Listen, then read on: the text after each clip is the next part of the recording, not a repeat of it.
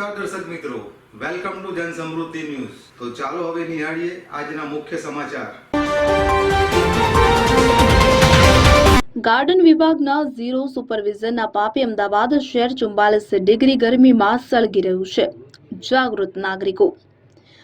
અમદાવાદ શહેરમાં સતત વધી રહેલા તાપમાન અને પર્યાવરણના અસંતુલન માટે અમદાવાદ મ્યુનિસિપલ કોર્પોરેશનના ગાર્ડન વિભાગની બેદરકારી જવાબદાર હોવાનું જાગૃત નાગરિકોએ આક્ષેપ કર્યો છે। શહેરમાં એક તરફ તાપમાન 44 ડિગ્રી સુધી પહોંચી રહ્યું છે, ત્યારે બીજી તરફ મોટા પ્રમાણમાં વૃક્ષોનું નિકંદન થતું હોવા છતાં ગાર્ડન વિભાગ માત્ર નોટિસો આપી પોતાની જવાબદારી પૂર્ણ થઈ ગઈ હોય તેવો દેખાવ કરી રહ્યું છે।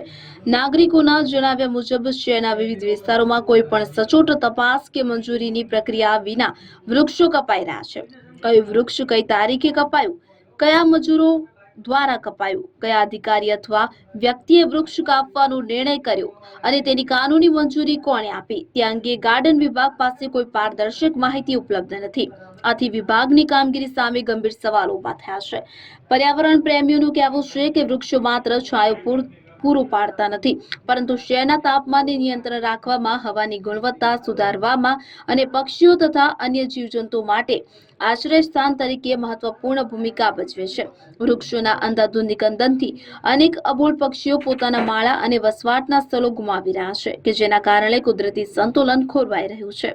જાગૃત નાગરિકોએ માંગ કરી છે કે શહેરમાં છેલ્લા કેટલાક વર્ષોમાં કપાયેલા તમામ વૃક્ષોની વિગત જાહેર કરવામાં આવે, જવાબદાર અધિકારીઓ સામે કડક પગલાં લઈ કાયદેસરની કાર્યવાહી કરવામાં આવે અને દરેક કપાયેલા વૃક્ષના બદલે તાત્કાલિક અને અસરકારક કામગીરી હાથ ધરવામાં આવે। સાથે જ વૃક્ષ કાપવાની પ્રક્રિયાને સંપૂર્ણપણે પારદર્શક બનાવી જનતાને માહિતી ઉપલબ્ધ કરાવવામાં આવે।